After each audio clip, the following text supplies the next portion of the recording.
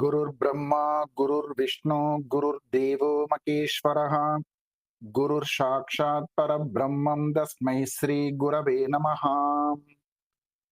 गुरवे सर्वलोकानां बीजशे भवरोगिणां निधये सर्वविद्यानां श्रीदक्षिणामूर्तये நமः. அன்பினாலே மயாண்டு சொல்லதிகாரம் எமக்களித்து விந்தை பல புரிய வைத்த வித்தகனே சத்குருவே, விண்ணவரும் வியந்து நிற்கும் வித்தையை எமக்களித்து கண் போல காத்து நிற்கும் நற்குருவே போற்றி போற்றி.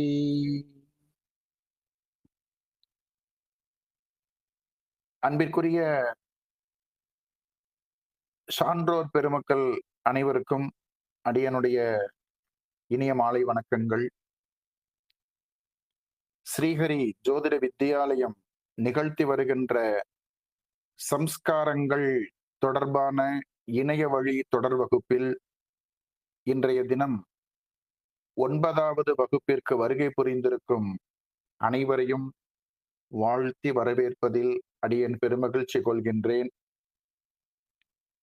இன்றைய சம்ஸ்காரங்கள் தொடர்பான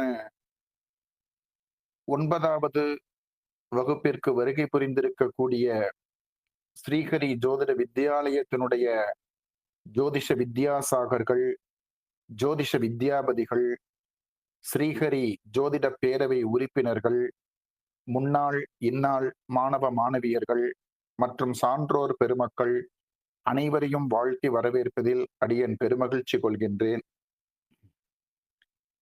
இறைவனுடைய பரிபூரணமான அருட்கடாட்சம் அனைவருக்கும் கிடைக்க பிரார்த்திக்கின்றேன். ஸ்ரீஹரி ஜோதிட வித்யாலயம் மேற்கொண்டு வரும் சம்ஸ்காரங்கள் தொடர்பான இணைய வழி வகுப்பில் நமது தர்மசாஸ்திரம் உணர்த்தும் சடங்கு சம்பிரதாய முறைகளான சம்ஸ்காரங்கள் தொடர்பான பல்வேறு கருத்துக்களை அறிந்து கொண்டு வருகின்றோம். சம்ஸ்காரங்கள் தொடர்பான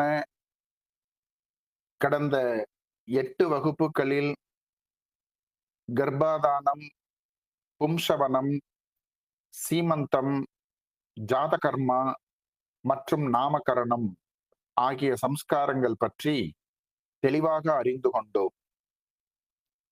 அதாவது ஜீவன் பிறப்பதற்கு முன்பு செய்ய வேண்டிய சம்ஸ்காரங்களான கர்ப்பாதானம், பும்சவனம், சீமந்தம் தொடர்பான விரிவாக பார்த்தோம். ஜீவன் பிறந்த பின்பு செய்ய வேண்டிய சம்ஸ்காரங்களான ஜாதகர்மா, நாமகரணம் ஆகிய சம்ஸ்காரங்களை பற்றியும் விரிவாக அறிந்து கொண்டோம். இதுவரை அறிந்து கொண்டுள்ள 5 சம்ஸ்காரங்களில் முதல் 3 ஜீவன் பிறப்பதற்கு முன்பும், அடுத்த 2 ஜீவன் பிறப்பதற்கு பின்பும் மேற்கொள்ள வேண்டியவைகள் என்பது தொடர்பாக நாம் விரிவாக பார்த்தோம். கர்ப்பாதானம் துவங்கி, அதாவது ஒரு ஜீவன் பிறப்பதற்கு பூர்வாங்கம் செய்யக்கூடிய முதல் சம்ஸ்காரமான கர்ப்பாதானம் துவங்கி ஜீவன் உற்பத்தியானவுடன் ஜீவனை சுத்திகரிப்பதற்கான சம்ஸ்காரமாக இந்த ஜாதகர்மா என்கின்ற சம்ஸ்காரம் இருப்பதாக பார்த்தோம். அதனை தொடர்ந்து நாமகரணம், புவியில் பிறந்திருக்கக்கூடிய ஜீவனிற்கு ஒரு அடையாளம் இருக்க வேண்டும் என்கின்ற வகையில் நாமகரணம் என்கின்ற சம்ஸ்காரத்தை பற்றி பார்த்தோம்.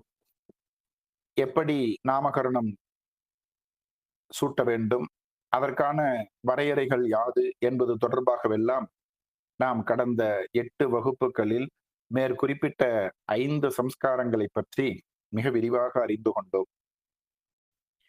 ஒரு ஜீவன் உற்பத்தியாவதில் துவங்கி தற்போது பெயர் வைக்கும் வரை மேற்கொள்ள வேண்டிய முக்கியத்துவம் வாய்ந்த 5 சம்ஸ்காரங்களை மிக தெளிவாக அறிந்து கொண்ட நாம் இன்றைய தினம் இறையருளாலும் குருவருளாலும் அன்னப்பிராசனம் என்று சொல்லக்கூடிய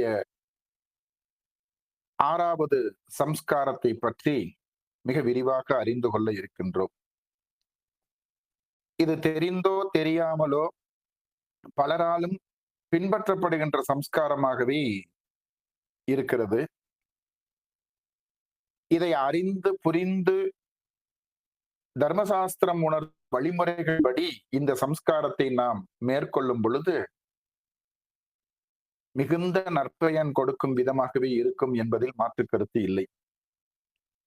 சில மாதிரியான புரிதல் இந்த சம்ஸ்காரத்தை பற்றி தற்போது சமூகத்தில் இருக்கிறது. திருக்கோவில்களுக்கு சென்று முதல் உணவு ஊட்டுதல், இந்த முதல் உணவு ஊட்டுதல் என்பதைத்தான் அன்னப்பிராசனம் என்று குறிப்பிடுகிறோம். அல்லது நமது பக்கத்து மாநிலமாகிய இருக்கக்கூடிய கேரள தேசத்தில் இருக்கக்கூடிய குருவாயூர் திருக்கோவிலுக்கு சென்று முதல் உணவு ஊட்டும் வழக்கமும் பெரும்பாலான மக்களிடையே இருக்கிறது. சிலர் குலதெய்வ கோவில்கள், சிலர் கிராம கோவில்கள், சிலர் இஷ்ட தெய்வத்தினுடைய திருக்கோவில்கள், இப்படியாகவெல்லாம் நடத்தக்கூடிய ஒரு நிகழ்வாக இந்த அன்னப்பிராசனம் என்கின்ற சம்ஸ்காரம் மேற்கொள்ளப்படுகிறது. இது இவ்வாறு மேற்கொள்ள வேண்டியது சரியா, அல்லது வேறு ஏதாவது வழிமுறைகள் இருக்கின்றனவா?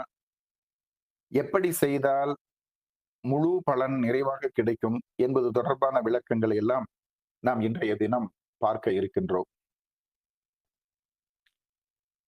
அன்பிற்குரியவர்களே, ஒரு குழந்தையை ஜனிக்கச் செய்வதற்கு மேற்கொள்ளப்படும் முதல் சம்ஸ்காரமான கர்ப்பாதானம் துவங்கி குழந்தையின் வளர்ச்சி சிறப்பாக அமைவதற்கு பும்சவனம் செய்து குழந்தையை ஜனிக்கும் சமயத்தில் சிரமமில்லாமல் பிரசவம் நடைபெற சீமந்தம் மேற்கொண்டு பிரசவித்த குழந்தை தனக்கும் தன் குடும்பத்திற்கும் தான் வாழும் தேசத்திற்கும் மிகுந்த பயனுள்ளதாக இருக்க வேண்டும் என்பதற்காக ஜாதகர்மா என்ற சம்ஸ்காரத்தை பூர்த்தி செய்து புவியில் வாழும் சமயத்தில் குழந்தையின் அடையாளமாக குழந்தைக்கு பெயர் சூட்டுவது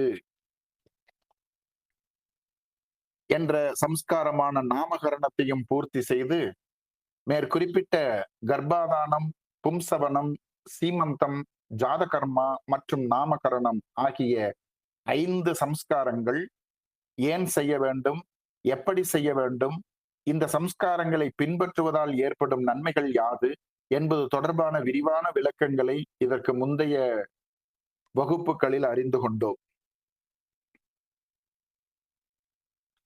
இதற்கு அடுத்தபடியாக சம்ஸ்காரங்கள் வரிசையில் 6வதாக இடம்பெற்றிருக்கக்கூடிய அன்னப்பிராசனம், அதாவது உணவு ஊட்டுதல் தொடர்பான விவரங்களை இன்றைய தினம் அறிந்து கொள்ள இருக்கின்றோம். அதற்கு முன்பாக பெயர் சூட்டப்பட்ட குழந்தைக்கு மேற்கொள்ள வேண்டிய முக்கியத்துவம் வாய்ந்த நிகழ்வான உபநிஷ்கிரமணம் என்கின்ற ஒரு முக்கியத்துவம் வாய்ந்த சம்ஸ்கார வரிசையில் இது இடம்பெற்றிருந்தாலும் தனித்துவமாக இது பின்பற்றப்படுவதில்லை. ஆகவே இது தொடர்பான கருத்துக்களையும் நாம் அறிந்து கொள்ள இருக்கின்றோம். உபநிஷ்கிரமணம் என்பதும் உபநிஷ்கிரமணம் என்பதும் ஒன்று என்பதை புரிந்து கொள்ளுங்கள். உபநிஷ்கிரமணம் என்பதும் உபநிஷ்கிரமணம் என்பதும் ஒரே பொருளை குறிக்கக்கூடிய சொற்கள் என்பதை புரிந்து கொள்ளுங்கள். உபநிஷ்கிரமணம் என்பது பிறந்த குழந்தையை வீட்டிலிருந்து முதலாக வீட்டிற்கு வெளியே கொண்டு வரும் நிகழ்வு என்பதை புரிந்து கொள்ளுங்கள். பிறந்த குழந்தையை வீட்டிலிருந்து முதலாக வீட்டிற்கு வெளியே கொண்டு செல்லுதல் என்பதாக பார்க்கப்படுகிறது. உபநிஷ்கிரமணம் என்பது முதலாக பிறந்த வீட்டிலிருந்து குழந்தையை வெளியில் கொண்டு செல்லும் சமயத்தில் தெய்வ அனுக்கிரகம் குழந்தைக்கு கிடைக்க வேண்டும் என்பதற்காக செய்யப்படுகின்ற சடங்கு இந்த உபநிஷ்கிரமணம் என்பது. இந்த விஷயங்களை நான் குறிப்பிடும் பொழுதே தங்கள் சிந்தனையில் சில விஷயங்கள் தோன்றுவதற்கு வாய்ப்புகள் இருக்கிறது. பெரும்பாலான குழந்தைகள் என்று குறிப்பிடுவதை விட அனைத்து குழந்தைகளுமே தற்போது மருத்துவமனையில் தான் ஜனனமாகின்றன. ஜனனமாகி சில தினங்கள் கழித்து அந்த குழந்தை பிரசவித்த பெண்ணினுடைய இல்லத்திற்கோ அல்லது தந்தையின் இல்லத்திற்கோ வரும் சூழலாகவே அநேக நபர்களுடைய வாழ்வியல் சூழல் தற்போது உள்ளது. அப்போது நாம் மருத்துவமனையிலிருந்து வெளியே அந்த குழந்தையை கொண்டு வருகின்றோம். அது அப்போது இந்த உபநிஷ்கிரமணம் என்பதை பின்பற்றச் செய்ய வேண்டுமா? அல்லது வீட்டிற்கு வந்தவுடன் இந்த உபநிஷ்கிரமணம் என்கின்ற சடங்கை மேற்கொள்ள வேண்டுமா என்கின்ற குழப்பங்கள் தங்களுக்கு இருப்பதற்கு வாய்ப்புகள் உண்டு. நன்றாக ஒரு விஷயத்தை புரிந்து கொள்ளுங்கள். இயல்பாகவே சூரிய வெளிச்சத்தில் பிறந்த குழந்தையை படச் செய்ய வேண்டும் என்பதாகவே மருத்துவர்களும் பரிந்துரைப்பதுண்டு. பெரியவர்களுக்கும் இது நன்றாக தெரியும். இயல்பாக அவர்கள் சொல்கின்ற ஒரு விஷயத்தில் மிகப்பெரிய பிரயோஜனம், நன்மைகள் இருக்கின்றன. அதை வேதோக்தமாக சாஸ்திரத்தின் வழி நின்று பின்பற்றும் பொழுது அந்த பயன் முழுமையாக கிடைப்பதற்கான ஒரு வாய்ப்புகள் இருக்கிறது. ஆகவே சாஸ்திரம் குறிப்பிடும் வழிமுறைகளின்படி இந்த நிகழ்வு நடந்தேறியது என்றால் அது முழுமையான பலன் கிட்டும் என்பதாகவே சொல்லப்படுகிறது. இயல்பாக நாம் அந்த சூரிய வெளிச்சம் பட்ட போதிலும், அதாவது மருத்துவமனையிலிருந்து வீட்டிற்கு வரும்போது அந்த சூரிய வெளிச்சம் அந்த குழந்தையின் மீது விழும்படி இருக்கும் சூழல் இருந்த போதிலும், ஒரு வேதோக்தமா நாம அதற்கான மந்திரங்களை சொல்லி அதற்கான நியமனங்களோடு வேதத்தில் சங்கல்பம் செய்விக்கப்பட்டு உபநிஷ்கிரமணம் என்கின்ற இந்த நிகழ்வை நான் தற்போது செய்கிறேன் என்கின்ற ஒரு சங்கல்பத்தை மேற்கொண்ட பின்பு இந்த நிகழ்வு நடந்தேறும் பொழுது அதுவும் பிரசித்தி பெற்ற ஒரு நல்ல பயன் கிடைக்கும் விதமாகவே இருக்கும் என்பதாக புரிந்து கொள்ளுங்கள். ஆகவே மருத்துவமனையிலிருந்து வெளிவந்த போதிலும் ஒரு நல்ல நாள் நட்சத்திரம் பார்த்து இந்த நியமனங்களை மேற்கொள்வது சிறந்த பயனை தரும் என்பதாக புரிந்து கொள்ளுங்கள். இந்த உபநிஷ்கிரமணம் என்கின்ற இந்த சடங்கினை குழந்தை பிறந்த 3வது, 4வது அல்லது 5வது மாதத்தில் செய்ய வேண்டும் என்பதாக ஜோதிட சாஸ்திரம் வரையறுக்கிறது. உபநிஷ்கிரமணம், அதாவது பிறந்த வீட்டிலிருந்து குழந்தையை வெளியே கொண்டு வரக்கூடிய நிகழ்வு 3வது, 4வது அல்லது 5வது மாதத்தில் செய்யப்பட வேண்டும் அப்படின்னு சொல்லப்பட்டிருக்கு. இந்த உபநிஷ்கிரமணம் என்கின்ற இந்த சம்ஸ்காரமும் நல்ல நாள் நட்சத்திரம் வரும் சுப நாளை தேர்ந்தெடுத்து செய்ய வேண்டிய சடங்கு என்பதாக சொல்லப்படுகிறது. இதற்கும் நாள் நட்சத்திரம் பார்க்கணும் அப்படின்னு சொல்லிட்டு, ஒரு குழந்தை கர்மாப்படி ஒரு குறிப்பிட்ட தினத்துல பிறக்கும். அன்னைக்கு சுப நாளா, குழந்தை பிறக்கும் தினம் சுப நாளாகவும் இருக்கலாம், அசுப நாளாகவும் இருக்கலாம். எப்படி இருந்தாலும் அதது வினை பயனுக்கு ஏற்றாற் போல சில நாள் நட்சத்திரம் திரியோக கரணாதிகளை கொண்டு பிறக்கும். அதன் பின்பு இப்ப மேக்சிமம் அறுவை சிகிச்சை பிரசவங்கள் தான் அதிகப்படியா நடைபெறுகிறது. அதனால தாயாருடைய அந்த ஆரோக்கியங்கள் கொஞ்சம் சரியாறதுக்கு குறைந்தபட்சம் 30 தினங்கள், அதாவது 1 மாத காலங்கள் ஆகிவிடுகின்றன. அதன் பின்பு சில நியமனங்கள் நாம் சொல்லக்கூடிய, ஏற்கனவே குழந்தை பிறந்த நேரத்தில் ஜாதகர்மா செய்யும் சூழ்நிலையும் இல்லை என்பதாக குறிப்பிட்டோம். ஆகவே 30 தினங்கள் பூர்த்தியான பின்பே, குறைந்தபட்சம் பூர்த்தியான பின்பே ஜாதகர்மா, அந்த புண்ணியாக வாசனம், பிறப்பு தீட்டு நீக்கக்கூடிய வைபவம், அதனை தொடர்ந்து நாமகர்மா செய்யக்கூடிய வழிமுறைகளையும் நாம் பார்ப்போம். இந்த நியமனங்களை எல்லாம் மேற்கொள்ளும் பொழுது இந்த 3வது அல்லது 4வது அல்லது 5வது மாதத்தில் செய்யப்படுகின்ற ஒரு நிகழ்வாக இந்த உபநிஷ்கிரமணம் இருக்கிறது என்பதை புரிந்து கொள்ளுங்கள். நாள் நட்சத்திரம் திதியோக கரணாதிகள் கூடி வரக்கூடிய ஒரு நல்ல தினம் பார்த்து சில வரையறைகளின்படி இந்த உபநிஷ்கிரமணம் என்கின்ற சடங்கு நிகழ்ந்தது என்றால் முழு பயன் என்பதாக சொல்லப்படுகிறது. இந்த உபநிஷ்கிரமத்தை நாள் நட்சத்திரம் பார்த்து எப்படி செய்வது என்பது தொடர்பாக பார்க்கலாம். அந்த உபநிஷ்கிரமணம் செய்வதற்கு ஒரு சுப நாளை நாம் தேர்ந்தெடுக்க வேண்டும். அதற்கான ஜோதிட வரையறைகளை நான் தொடர்ந்து தெரிவிக்கின்றேன். அன்றைய தினத்தில் நாம் தேர்ந்தெடுத்த ஒரு தினத்தில் பெற்றோர்கள் நன்கு தலைக்கு நீராடி, தலைவலியா குளிக்கணும். அந்த குழந்தையுடைய பெற்றோர்கள் தலைவலியா நீராடி புது வஸ்திரம் அணிந்து நித்திய அனுஷ்டானங்கள், நித்தியபடியா செய்ய வேண்டிய அனுஷ்டானங்களை பூர்த்தி பண்ணி பூஜைகளை பூர்த்தி பண்ணணும். இயல்பா அந்த பெற்றோர்கள், குழந்தையுடைய பெற்றோர்கள், குறிப்பா தந்தை அந்த அனுஷ்டானத்தை பூர்த்தி பண்ணிட்டு அந்த பூஜைகளை எல்லாம் அவர் வழக்கமா செய்யக்கூடிய அந்த பூஜா முறைகளை எல்லாம் பூர்த்தி செய்ய வேண்டும். அதன் பின்பு முன்னோர்களை குறித்து பிரார்த்திக்க வேண்டும். அவங்களுடைய பெரியவங்க இருக்காங்க இல்லையா, பித்ருக்களை குறித்து பிரார்த்திக்க வேண்டும். எந்த சுபகாரியம் நிகழும் பொழுதும் நன்றாக ஒன்றை கவனத்தில் கொள்ளுங்கள். எந்த சுபகாரியம் நடக்கும் பொழுதும் பித்ருக்களுடைய ஆசீர்வாதம் இல்லாமல் செய்வது என்பது முழு பலனை தராது என்பதை இப்போ நாந்தி சிரார்த்தம் சொல்லிட்டு நாம ஜாதகர்மா பத்தி நாம பார்த்தோம். நாந்தி சிரார்த்தம் அப்படின்னு சொல்லிட்டு ஜாதகர்மா பார்க்கும்போது நாமகரணம் செய்யும் போதும் நாந்தி சிரார்த்தம் பண்ணணும்னு சொல்லிட்டு. ஆகவே இந்த பித்ரு பூஜைகளுக்கு நம்மளுடைய ஹிந்து தர்ம சாஸ்திரத்துல மிகுந்த முக்கியத்துவம் கொடுக்கப்பட்டிருக்கிறது என்பதை புரிந்து கொள்ளுங்கள். ஆகவே அந்த அனுஷ்டானங்கள் முடிச்சு இறை வழிபாடு முடித்த பின்பு பித்திருக்களை அந்த தந்தையார் பிரார்த்திக்கணும். அப்புறமா அந்த குழந்தைக்கும் நல்ல தலைவழியா குளிக்க வைக்கணும். குழந்தைக்கும் புது வஸ்திரம் அணிஞ்சிருக்கணும், புது வஸ்திரம் உடுத்தணும். உபநிஷ்கிரமணம் பண்ணும் பொழுது குழந்தைக்கும் நீராடி புது வஸ்திரம் அணிந்து வீட்டில் இருக்கும் ஏனைய பெரியவர்கள் ஆசீர்வதிக்கணும். வீட்டில் இருக்கக்கூடிய ஏனைய பெரியவர்கள் ஆசீர்வதித்து இருக்கணும். அப்புறம் குழந்தைக்கு தங்கத்தால் ஆன நகை ஏதாவது ஒன்று, சின்னதா ஒரு மோதிரமோ அல்லது ஏதோ செயினோ ஏதோ ஒன்று அந்த குழந்தையின் சரீரத்தில் தங்கம் தொட்டிருக்க வேண்டும் என்பதாக சொல்லப்படுகிறது. ஆகவே தங்கத்தாலான ஒரு அணிகலன் அந்த குழந்தையின் மேல் அவசியம் இருக்க வேண்டும் என்பதாக தர்மசாஸ்திரம் குறிப்பிடுகிறது. அதனை தொடர்ந்து குழந்தையின் தாயார் அல்லது தந்தையின் கையில் குழந்தை இருக்க, குழந்தையின் தாயார் அல்லது தந்தையின் கையில் குழந்தை இருக்க வீட்டிற்கு வெளியே அழைத்து வர வேண்டும் என்பதாக சொல்வார். அப்பாவோ அல்லது அம்மாவோ, அப்பாவுக்கு தான் நிறைய பிரியாரிட்டி. அந்த அப்பா கையிலயோ அல்லது அம்மா கையிலயோ அந்த குழந்தைய கொடுத்து அப்படியே வீட்டுல இருந்து வெளியில கூட்டிட்டு வரணும்னு சொல்றது. இது இயல்பா பார்க்கும்போது இதே தெரிஞ்சாலும் இதுல அவ்வளவு விஷயங்கள் இருக்கிறது அப்படிங்கறத புரிஞ்சுக்கணும். சில நியமனங்கள், அதாவது நீங்க மருத்துவமனையிலிருந்து குழந்தைய கூட்டிட்டு வரும்போது கூட அந்த பிறப்பு தீட்டு நீக்கப்பட்டிருக்காது. பல்வேறு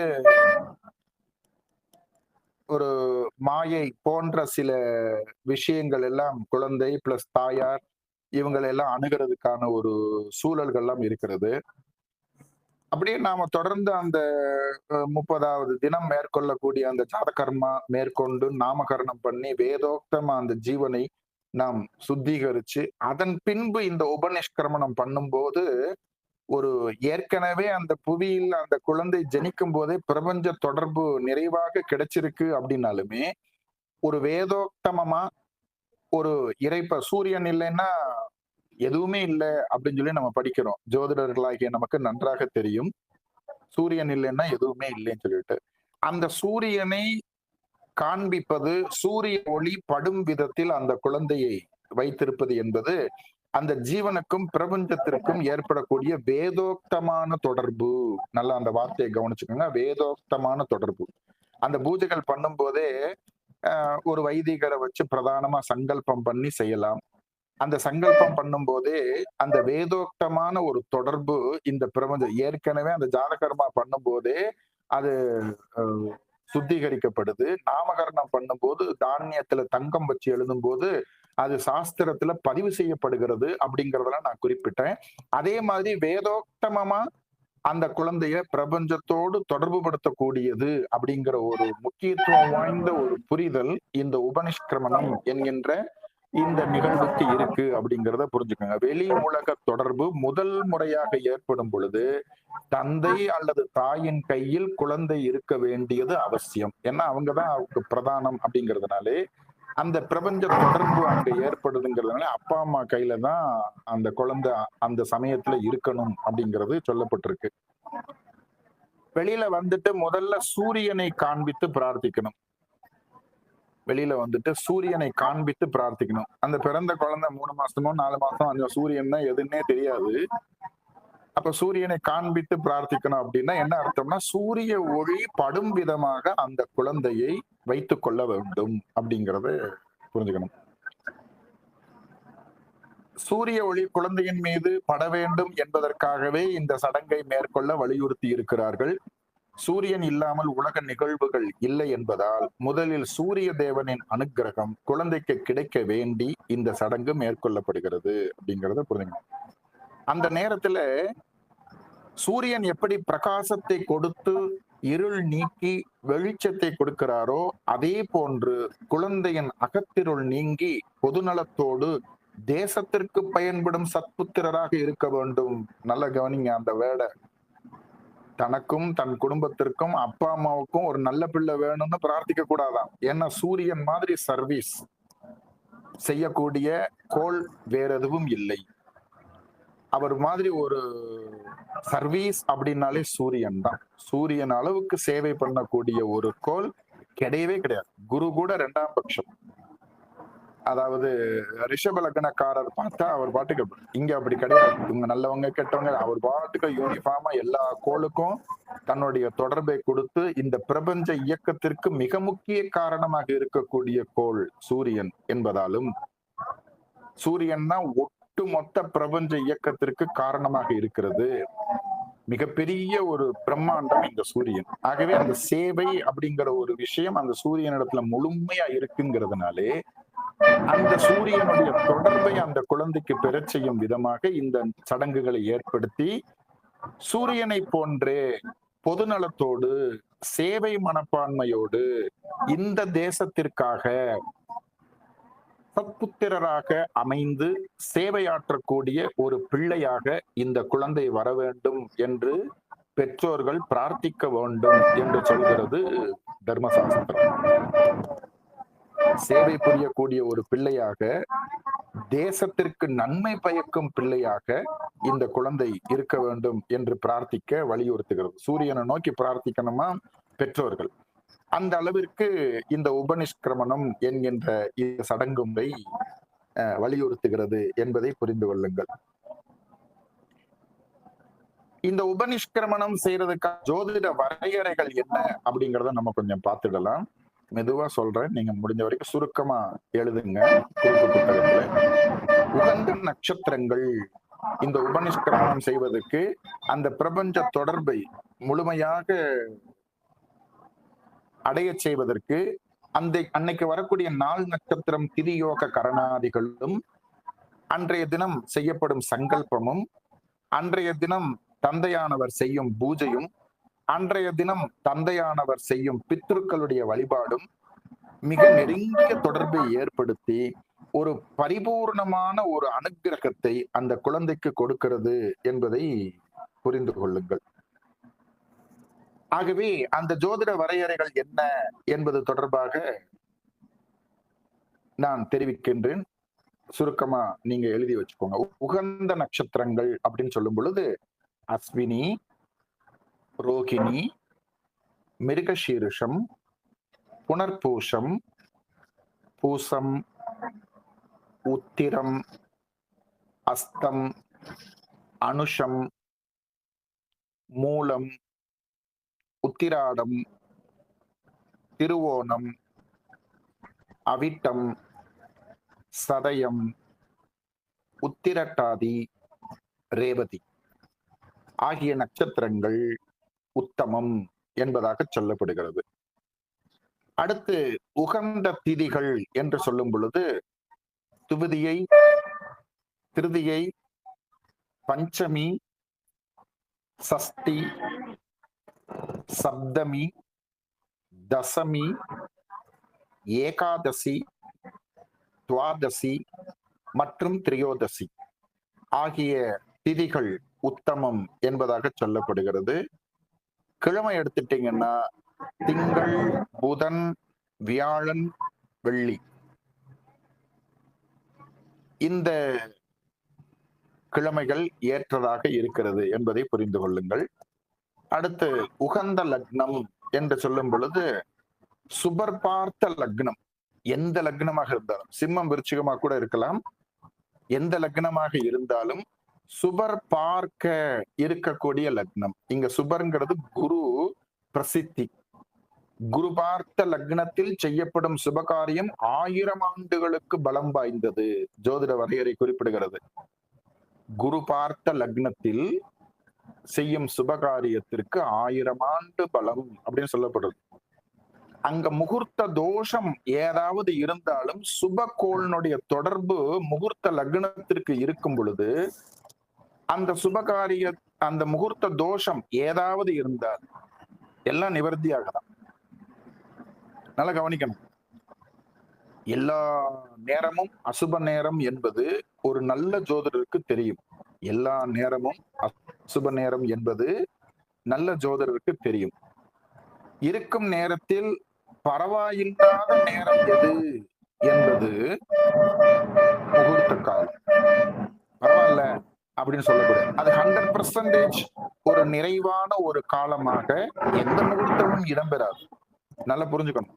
ஏதாவது ஒன்று நால்வர் காலம் வந்தா கோரை இடிக்கும், கோரை இருந்தா 3 குண வேலை இடிக்கும், 3 குண வேலைகள் இருந்தால் திரிவார நட்சத்திரங்கள் ஏதாவது ஒண்ணுக்கு ஒண்ணு பின்னி பிணைந்து இருக்குங்கிறதுனாலே எல்லாம் பெர்ஃபெக்டா ஒரு வினாடி கூட கிடைக்காது. அதுதான் உண்மையான விஷயம். அப்படி இருக்கும் சூழல்ல குருவின் தொடர்பு லக்னத்திற்கு இருக்கும் பொழுது செய்யப்படுகின்ற சுபகாரியம் அங்க எல்லாம் பியூரா கிளியர், எல்லாம் பெர்ஃபெக்ட்.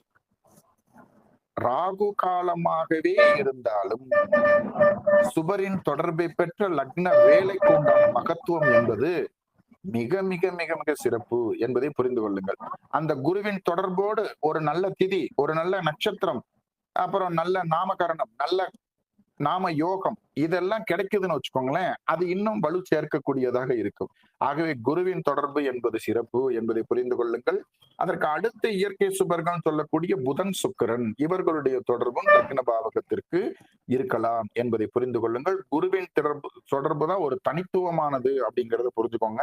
ஆக அந்த சுபர் பார்த்த லக்ன வேலை என்பது இந்த உபநிஷ்கிரமணம் பண்றதுக்கு ரொம்ப ஏற்ற. எல்லா முகூர்த்தத்திற்குமே சுபர் பார்த்த லக்ன வேலை, சுபரின் தொடர்பை பெற்ற லக்ன வேலை மிகவும் பிரசித்தி அப்படிங்கறத புரிஞ்சுக்கணும். ஆகவே அந்த நல்ல நாள், நட்சத்திரம், திதி, யோக கரணங்கள் இதெல்லாம் கூடி வரக்கூடிய இந்த நேரங்கள்ல நாம பார்த்து அந்த மாதிரி பூஜைகள்லாம் முடிச்சுட்டு அப்பாவோ அம்மாவோ குழந்தைய கையில வச்சுட்டு வீட்டுக்கு வெளியில வந்து அந்த சூரிய ஒளியில அந்த குழந்தைய காண்பிச்சு சூரியனிடத்துல ஆத்மார்த்தமா பிரார்த்தனை பண்ணி இந்த வழிபாடுகளை எல்லாம் முடிச்சுட்டு அப்படியே வீட்டுக்குள்ள வந்து மறுபடியும் நாம பூஜை அறையில போய் திருவாராதனையில கலந்துட்டு அதுக்கப்புறமா நீங்க விரதம்னா பூர்த்தி பண்றது, நம்ம உணவு எடுத்துக்கிறது தான் நான் பூர்த்தின்னு சொல்றேன். ஆகவே அந்த மாதிரி சில நிகழ்வுகளை மேற்கொள்ளலாம். இது அந்த உபநிஷ்கிரமணம் செய்யக்கூடிய வழிமுறைகள் அப்படிங்க சொல்லணும். ஒரு முக்கியத்துவம் வாய்ந்த விஷயத்தை நான் திரும்ப குறிப்பிடணும். அன்றைய மாலை பொழுதில் என்னைக்கு உபநிஷ்கிரமணம் செய்யறோமோ அன்றைய மாலை பொழுதில் சந்திர தரிசனமும் அந்த குழந்தைக்கு ஏற்படுத்த வேண்டும். சந்திரனுடைய தரிசனம், காலையில் சூரிய தரிசனம், மாலையில் சந்திர தரிசனம். அன்னைக்கு சாயங்காலமே சந்திர உதயமாற நேரத்திலே அந்த மாதிரி செய்துக்கிறது நல்லது அப்படிங்கிறது இருக்கு அப்படிங்கறத புரிஞ்சுங்க. ஆகவே அந்த சூரிய சந்திராக்களுடைய தரிசனத்தை பிறந்த குழந்தைக்கு ஏற்படுத்தி கொடுக்க வேண்டும் என்பதற்காகவே இந்த உபநிஷ்கிரமணம் என்கின்ற ஒரு சடங்கு முறையை நமது முன்னோர்கள் பின்பற்ற செல்கிறார்கள் என்பதை புரிந்து கொள்ளுங்கள். இதையும் அன்னப்பிராசனம் சொல்லும் போது செய்யறோம் அப்படின்னா நிறைய இடங்கள்ல இந்த அன்னப்பிராசனம் செய்யும் போது இந்த உபநிஷ்கிரமணமும் சேர்ந்து செய்யப்படுறது. செய்யணும்னா செய்யலாம், ஒண்ணும் தப்புல. செய்யாம விடுறதுக்கு ஒண்ணு எப்படி ஜாதகர்மாவும் நாமகரணமும் சேர்ந்து பண்ணலாம் அப்படின்னு சொல்லி சொன்னோமோ இதுக்கு முன்னாடி, அது மாதிரி இதையும் இணைத்து செய்யலாம் அப்படிங்கறது புரிஞ்சு. அந்த இணைத்து செய்யப்படுறதுனால இதுக்கு ஒரு தனித்துவமா அந்த சம்ஸ்காரங்கள் வரிசையில இது இடம்பெறல அப்படிங்கறத புரிஞ்சுக்கணும். நாமகரணத்திற்கு அடுத்தே அன்னப்பிராசனம் தான் இருக்கும் அப்படிங்கறத புரிஞ்சுக்கலாம். ஆகவே இந்த உபநிஷ்கிரமத்தை பற்றி நன்கு புரிந்து கொண்டிருப்பீர்கள் அப்படின்னு நினைக்கிறேன். அடுத்து நான் அன்னப்பிராசன்னம் அப்படிங்கிறதும் சரி, அன்னப்பிரசன்னம் என்பதும் சரி ஒரே பொருளை குறிக்கக்கூடிய ஒரு வார்த்தைகள் என்பதை புரிந்து கொள்ளுங்கள்.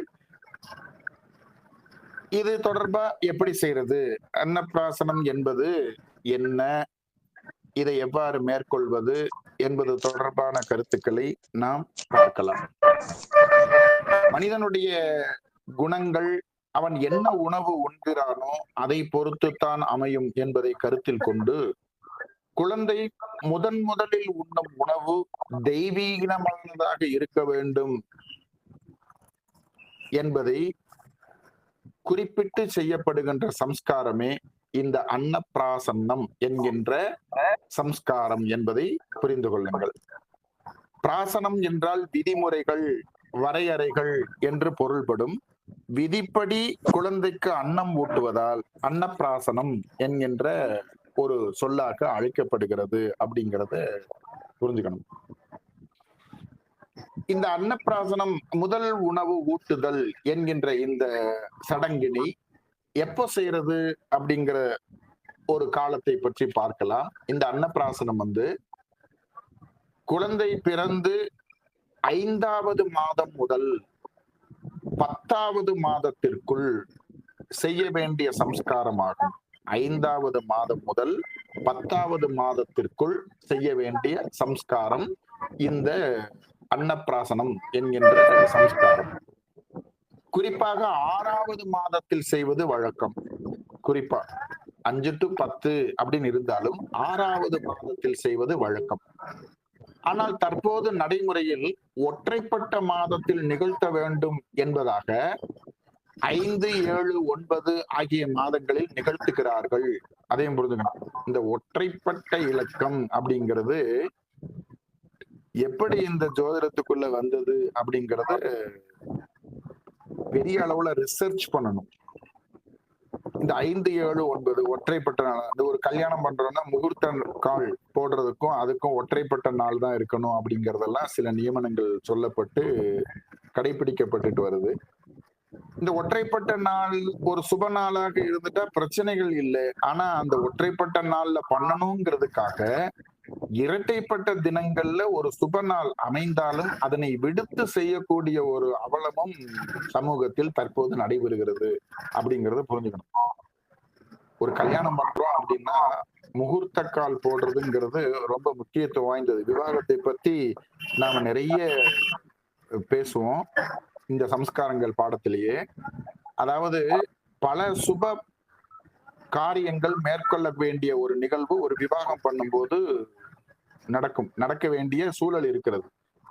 அவங்க இங்க வரணும், இவங்க அங்க போகணும், அந்த பொருளை எடுத்து வைக்கணும், மாங்கல்யம் பண்ணணும், மாங்கல்யத்தை வாங்கிட்டு வரணும் அப்படின்னு சொல்லிட்டு பல வேலைகள் பார்க்க வேண்டிய ஒரு சூழல் இருக்கிறது.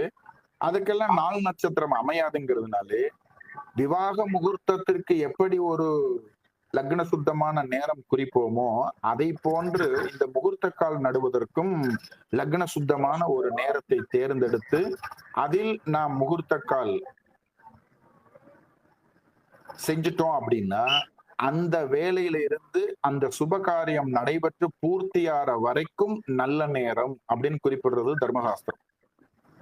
முகூர்த்த கால் போட்டதுல இருந்து எந்த சுபகாரியத்திற்காக நீங்க முகூர்த்த கால் போடுறீங்களோ அந்த சுபகாரியம் முடியும் வரை அனைத்தும் சுப வேலை என்பதை உணர்த்துவதற்காகவே முகூர்த்த கால். அப்புறம் நம்ம வீட்டுல ஒரு நல்ல காரியம் பண்றோம்னு ஊருக்கு உணர்த்துறதுக்கும் முகூர்த்த கால் போடப்படுறதுன்னு சொல்லப்படுறது. ஆனா மெயின் ரீசன் இதுதான். அது லக்ன சுத்தமா இருக்கணும். விவாக முகூர்த்தத்திற்கு என்ன முக்கியத்துவம் கொடுக்கணுமோ அந்த முக்கியத்துவம் அந்த முகூர்த்த கால் நடும் நிகழ்வுக்கும் குறிக்கப்பட வேண்டும் என்று சொல்கிறார். அப்படி ஒரு முக்கியத்துவம் வாய்ந்த ஒரு விஷயம் அதில் இருக்க ஒற்றைப்பட்ட நாள்ல தான் பண்ணணும் அப்படின்னு சொல்லிட்டு செவ்வாய்க்கிழமை, சனிக்கிழமை ஏதாவது அந்த நாள் ஒத்து போலன்னா பிரம்ம முகூர்த்த வேலையில லக்ன சுத்தம் இல்லாத காலகட்டங்களில் எல்லாம் இந்த மாதிரி சில நிகழ்வுகள் நடந்து இருக்கிறது. இதையெல்லாம் மாற்ற வேண்டிய பொறுப்பு ஸ்ரீஹரி ஜோதிட வித்யாலயத்தினுடைய மாணவர்கள் கிட்ட இருக்கு அப்படிங்கறத புரிஞ்சுக்கணும். ஆகவே அந்த ஒற்றைப்பட்ட நாள்ல தான் பண்ணணுங்கிறதுக்காக, மாதத்துலதான் அந்த அன்னப்பிராசனம் பண்ணணுங்கிறதுக்காக 5, 7, 9 மாதங்களில் செய்யக்கூடியதாகவும் இருக்கிறது. 5, 6, 7, 8, 9, 10 ஆகிய மாதங்கள்ல செய்யறதுனால ஒரு தவறும் இல்லை என்பதை புரிந்து கொள்ளுங்கள்.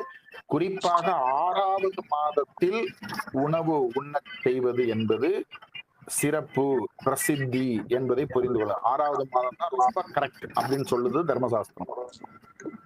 சரி, எந்த மாதத்தில் அதை செய்யலாம் என்பதை அறிந்து கொண்டோம். இதற்கான ஜோதிட வரையறைகளை பற்றி நாம் அறிந்து கொள்வோம். அதை கொஞ்சம் நான் சுருக்கமா சொல்றத நீங்க உங்க குறிப்பு புத்தகத்துல எழுதிக்கணும்னு கேட்டுக்கிறேன். இந்த அன்னப்பிராசனம் செய்வதற்கான உகந்த நட்சத்திரங்கள் அப்படின்னு சொல்லப்படுறது அஸ்வினி, ரோஹிணி, மிருகசீருஷம், புனர்பூஷம், பூசம், உத்திரம், அஸ்தம், அனுஷம், உத்திராடம், திருவோணம், அவிட்டம், சதயம், உத்திரட்டாதி, ரேவதி ஆகிய நட்சத்திரங்கள் இந்த அன்னப்பிராசனம் செய்வதற்கு ஏற்ற நட்சத்திரங்களாக வரையறை செய்யப்பட்டுள்ளது. அடுத்து திதிகள், சுப திதிகள் என்று சொல்லும் பொழுது துவிதியை, திருதியை, பஞ்சமி, சப்தமி, தசமி, ஏகாதசி, துவாதசி, திரையோதசி ஆகிய திதிகள் சுப திதிகளாக வரையறை செய்யப்பட்டுள்ளது. அடுத்து கிழமை சுபவாரம் தான். ஞாயிறு, செவ்வாய், சனியை தவிர்த்து ஏனைய தினங்கள், அதாவது திங்கள், புதன், வியாழன், வெள்ளி ஆகிய 4 கிழமைகள் ஏற்றது. உகந்த லக்னம் என்று சொல்லும் பொழுது அன்னப்பிராசனம் செய்வதற்கு உகந்த லக்னம், இதை ரொம்ப முக்கியமா கவனிச்சுக்கோங்க. ரிஷபம், கடகம், சிம்மம், கன்னி, துலாம், தனுசு, மகரம், கும்பம் ஆகிய லக்னங்களும் சுபர் பார்த்த லக்ன வேலையும். ஒருவேளை மேஷ லக்னம் தான் அமையுது, மிதுன லக்னம் அமையுது, மீன லக்னம் அமையுது அப்படின்னு வச்சிட்டீங்கன்னா, சுபர் பார்த்தாச்சுன்னா அந்த லக்னத்தையும் நீங்கள் எடுத்துக்கொள்ளலாம் என்று சொல்கிறது. நல்லா இந்த இடத்துல கவனிச்சுக்கணும். மேற்குறிப்பிட்ட ரிஷபம், கடகம், சிம்மம், கன்னி, துலாம், தனுசு, மகரம், கும்பம் ஆகிய லக்னங்கள் ஏற்றது. இது அல்லாமல் மேஷம், மிதுனம், மீனம் இந்த மாதிரி லக்னங்கள், விருச்சிகத்தை மட்டும் விட்டுருங்க. விருச்சிகத்தை மட்டும் விட்டுருங்க. விருச்சிக லக்னத்துல பொதுவா சுபகாரியம் தவிர்க்கிறது நல்லது. அது இயல்பா, விருச்சிகத்துக்கான இயல்பான தன்மை அது. ஆகவே மற்ற மேஷம், மிதுனம், மீனம் இந்த லக்னங்கள் கிடைக்குது அப்படின்னா ஒரு சுபக்கோளுடைய தொடர்பு அந்த லக்னத்திற்கு இருந்தால் அந்த லக்னத்திலும் செய்யலாம் என்பதை புரிந்து கொள்ளுங்கள். விருச்சிக லக்னம் மட்டும் அன்னப்பிராசனத்திற்கு ஏற்ற லக்னம் இல்லை என்பதை புரிந்து கொள்ளுங்கள். இது இல்லாம சில சிறப்பு விதிகள் இருக்கணும் அப்படின்னு சில வரையறைகள் இருக்கு. பொதுவா எந்த ஒரு சுபகாரியம் பண்ணாலும் குரு சுக்கிரன் அஸ்தமனம் கூடாது அப்படின்னு சொல்லி சொல்லுவோம். குருவும் சுக்கிரனும் அஸ்தமனம் கூடாது. கோச்சாரத்துல குருவோ சுக்கிரனோ சூரியன் இடத்துல அஸ்தமிச்ச காலத்தில் சுபகாரியங்களை தவிர்க்க வேண்டும் என்று முகூர்த்த சாஸ்திரம் வரையறுக்கிறது. குரு சுக்கிர அஸ்தமன தோஷம் அப்படின்னு அந்த காலத்தை குறிப்பிடுவோம். இந்த அன்னப்பிராசனத்திற்கு மட்டும் குரு சுக்கிர அஸ்தமன தோஷம் பார்க்க வேண்டிய அவசியம் இல்லை என்று சிறப்பு வரையறை சொல்லப்படுகிறது. அது கவனிங்களேன். மேக்சிமம் ஒரு 5-6 மாசத்துல கொஞ்சமா பல் முளைக்கிறதுக்கு ஆரம்பிக்கும். அந்த பல் முளைக்கும் காலத்தில் அன்னப்பிராசனம் செய்யணும் அப்படின்னு சொல்லப்படுறது. அது ரொம்ப முக்கியம். உணவு ரொம்ப ஆரோக்கியமானது, அது ரொம்ப அவசியமானது அப்படிங்கிறதுனாலே அப்பப்போ இந்த குரு அஸ்தமிக்கிறார், சுக்கிரன் அஸ்தமிச்சிருக்கார், அதனால தடுத்துடுங்கோ அப்படின்னு நாம ஒதுக்கிடுவோம்ங்கிறதுக்காக பெரியவங்க சரியா திட்டமிட்டு இந்த நிகழ்விற்கு குரு சுக்கிர அஸ்தமன தோஷம் பார்க்க வேண்டிய அவசியம் இல்லை அப்படிங்கறத ஒரு சிறப்பு விதியா சொல்றாங்க. அதற்கு அடுத்து இன்னொரு சிறப்பு விதி என்னன்னு கேட்டா, நம்ம மேல எந்த லக்னத்துல பண்ணணும் அப்படிங்கறத நாம தெரிவிச்சோம். இந்த லக்னத்துல அன்னப்பிராசன முகூர்த்தம் செய்யலாம் சொல்லிட்டு, அந்த லக்னத்திற்கு எந்த லக்னத்தில் நீங்கள் அன்னப்பிராசன சம்ஸ்காரத்தை மேற்கொள்கிறீர்களோ அந்த லக்னத்திற்கு 6ஆம் இடம் சுத்தமாக இருக்க வேண்டியது அவசியம். செய்யும் சுபகாரியத்தை பொறுத்து சில லக்ன சுத்தம் அமைய வேண்டும் அப்படிங்கறத நாம படிச்சிருக்கோம். ஒரு கார் வாங்குறீங்க, ஒரு வீடு கட்டுறீங்கன்னா 4, 7, 12 சுத்தமா இருக்கணும் அப்படின்னு சொல்லி சொல்லப்படுறது.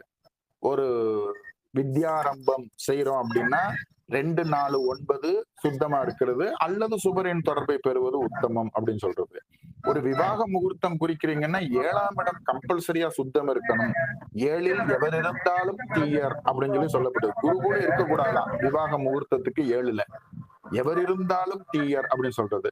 குருவின் தொடர்பு பெற்றால் சிறப்பு தானே, அப்ப 7ல இருக்கிற குரு லக்னத்தை பார்ப்பாரு அப்படிங்கிற ஒரு சந்தேகம் கூட உங்களுக்கு வரலாம். அது வாஸ்தவம் தான். ஆனா 7ஆம் பாவக நிகழ்வுல அந்த குரு போய் இருக்கும்போது சில தோஷத்தை ஏற்படுத்திடும். அதாவது குருவின் காரகத்துவம் தொடர்பான சிந்தனை ஓட்டங்களை அந்த தம்பதிகளுக்கு கொடுப்பதால் அவர்கள் இல்வாழ்க்கையில் முழுமையாக ஈடுபட முடியாது என்பதற்காக 7ல் குரு இருந்தால் கூட எவர் இருந்தாலும் தீயர்னு சொல்றாங்க விவாக முகூர்த்தத்துக்கு. 7ஆம் இடத்தில் எந்த லக்னத்துல விவாகம் பண்றீங்களோ அதுல 7ஆம் இடத்துல எவர் இருந்தாலும் தீயர் அப்படின்னா 9 பேரும் இருக்கக்கூடாதுங்கிறாங்க, சுத்தமா இருக்கணுமா. அப்ப குரு இருந்தாலுமான்னு கேட்டா ஆமான்னு சொல்றாங்க. ஏன்னு கேட்டா குருவின் காரகத்துவம் முழுசா அவங்களுக்கு கிடைச்சிரும். கல்யாணம் பண்றதே குடும்ப விருத்திக்காக, ஒரு சந்ததி விருத்திக்காக அப்படிங்கிற நோக்கத்துல இருக்கு.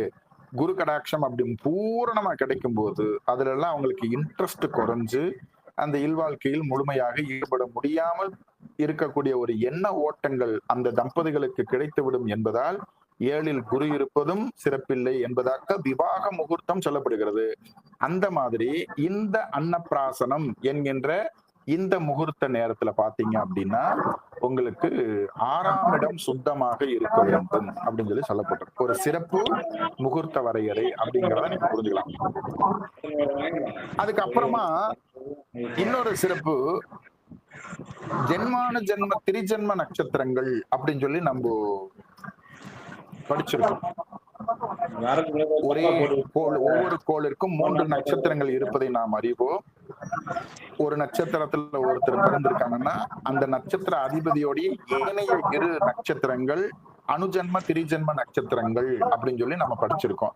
அஸ்வினியில ஒருத்தர் பிறந்தா மகமும் மூலமும் ஜென்மானு ஜென்ம திரிஜென்ம நட்சத்திரங்கள். ஜென்மானு ஜென்ம திரிஜென்ம, அதத்தான் அணுஜன்ம திரிஜென்ம அப்படின்னு சொல்லி சொல்றாங்க. ஜென்மானு ஜென்ம திரிஜென்ம நட்சத்திரங்கள். அப்படி அந்த நட்சத்திரங்கள் ஜென்ம நட்சத்திரத்திற்கு ஈக்குவல் ஆனது அப்படின்னு சொல்லப்படுது. ஜென்ம நட்சத்திரத்திற்கு சமமானது அப்படின்னு சொல்லப்படுறது. ஆகவே ஜென்ம நட்சத்திரத்தில் சுபம் கூடாது அப்படின்னும் ஜோதிட வரையறை உண்டு. ஜென்ம நட்சத்திரத்தில் சுபம் கூடாது.